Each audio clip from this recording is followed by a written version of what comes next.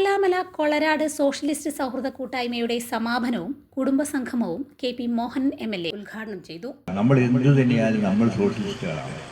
ആ സോഷ്യലിസ്റ്റുകളുടെ കുടുംബസംഗമം എന്ന് പറയുമ്പോൾ അതൊരു ആവേശം തന്നെയാണ്.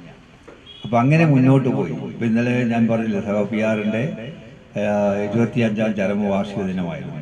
ഇതിന് ഗംഭീരമായിട്ട് തന്നെ നമ്മൾ നടത്തിയത്. അത് പിയാറിൻ്റെ ഓർക്കുക എന്ന് പറഞ്ഞാൽ അവിടുത്തെ എല്ലാവർക്കും തന്നെ ഒരു ആവേശമാണ്. പ്രത്യേകിച്ച് മലബാറിൽ എല്ലാവർക്കും കൂടുതൽ ആവേശം.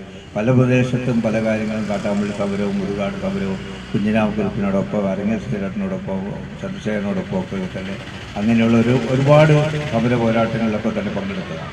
ആ ആവേശമാണ് ഇന്നും നമുക്കൊക്കെ തന്നെ ഉള്ളത്.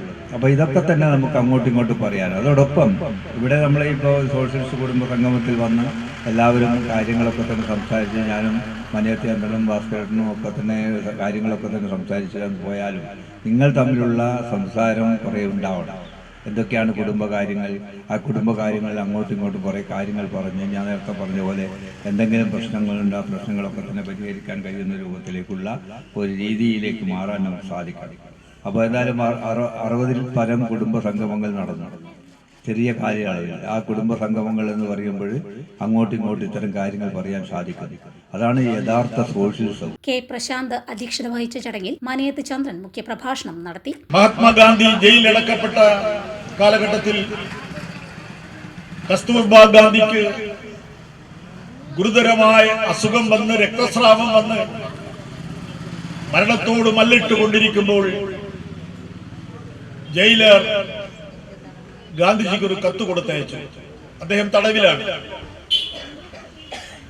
താങ്കൾ അടിയന്തരമായും കസ്തൂർബയെ കാണണം, പരോളിൽ വരണം, എന്നിട്ട് അവരെ സമാശ്വസിപ്പിക്കണം. ആ ജയിലറകളിലെ ഇരുമ്പ് കമ്പികൾ പിടിച്ചുകൊണ്ട്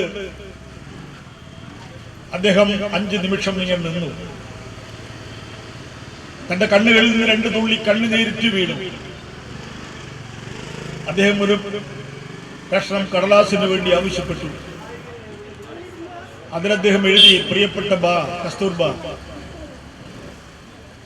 താൻ